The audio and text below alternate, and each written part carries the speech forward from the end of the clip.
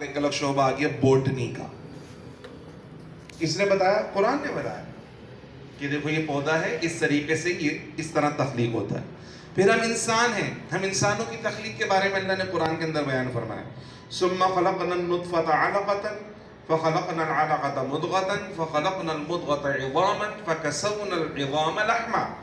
یہ سٹیجز ہیں انسان کی تخلیق کا. سب سے پہلے نطفہ ہوتا ہے، اسپرم ہوتا ہے، پھر اس کے بعد وہ قرار پکڑتا ہے تو جمع ہوا خون بنتا ہے، جمے ہوئے خون سے گوشت کا لوتھڑا بنتا ہے، گوشت کے لوتھڑے کے اندر پھر ہڈیاں پیدا ہوتی ہیں، ہڈیوں کے بعد اندر کی جسمانی اعضاء، دل، گردہ، پھیپڑا، آتے واتے یہ سب تخلیق ہوتی ہیں، اور پھر اس کے بعد آنکھیں، کان، ناک بنتے ہیں، اور پھر اللہ سبحانہ و تعالیٰ ایک مکمل انسان کو مشکل یعنی تشکیل دے کر اس کی صورت مکمل کر کے اللہ سبحانہ و تعالیٰ دنیا کے اندر اس کو پیدا فرما دیتا ہے. تو اس سے پہلے انسان کی تخلیق کے یہ مراحل انسانوں کی آنکھوں سے پوشیدہ ہیں، کسی نے نہیں دیکھے، لیکن پہلی دفعہ قرآن نے اس کو بیان فرمایا. اب یہ جو سٹیجز ہیں، اب یہ میڈیکل کی فیلڈ کا باقاعدہ ایک شعبہ ہے، گائنوکولوجی، اس کے اندر یہ ساری کے ساری اسٹڈی کی جاتی ہے. پھر اس کے بعد انسانی جسم ہے، اس پہ غور و فکر کرنا شروع کر دے، پوری میڈیکل سائنس آپ کی تخلیق میں آ جاتی ہے. تو کس نے غور و فکر کرنے کی دعوت دی؟ قرآن نے. تو جہاں جہاں قرآن نے کہا غور کرو، فکر کرو، غور کرو، فکر کرو، اب باقاعدہ سمندر پہ تحقیق ہو رہی ہے. تو باقاعدہ سمندروں کا علم ہے، علم بحریات، کہ کون کون سے سمندر دنیا کے اندر ہیں، کس سمندر میں کتنی گہرائی موجود ہے، کتنی لہریں موجود ہیں، سمندر میں کہاں کہاں آتش فشاں موجود ہیں، سمندر میں کہاں کہاں زمین کے ٹکڑے موجود ہیں. یہ پورا یہ کس نے غور کرنے کی دعوت دی؟ قرآن نے غور کرنے کی دعوت دی. اسلام سے پہلے لوگ سورج اور چاند کی پوجا کرتے تھے. اسلام نے بتایا کہ یہ تمہارے خدا نہیں ہے بلکہ یہ تمہارے خادم ہیں. کیا ہے؟ کون؟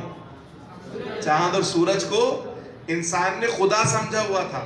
اسلام نے بتایا خدا نہیں ہے بلکہ کیا ہے؟ یہ خادم ہے. تم ان کے آقا ہو، ہم نے تمہارے لیے پیدا کیے ہیں یہ چاند اور سورج، یہ ستارے.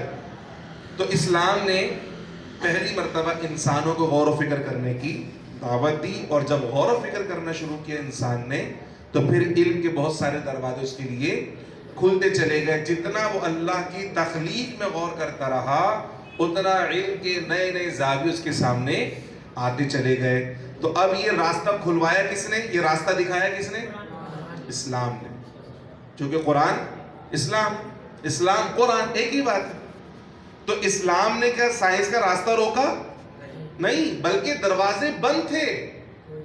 یہ راستے، دروازے کھولے کس نے؟ اسلام نے کھولے آ کر. تو اب اگر کوئی سمجھے کہ جی اسلام اور سائنس میں کوئی پیرالل ہے تو سائنس اس قابل نہیں کہ وہ اسلام کا مقابلہ کر سکے.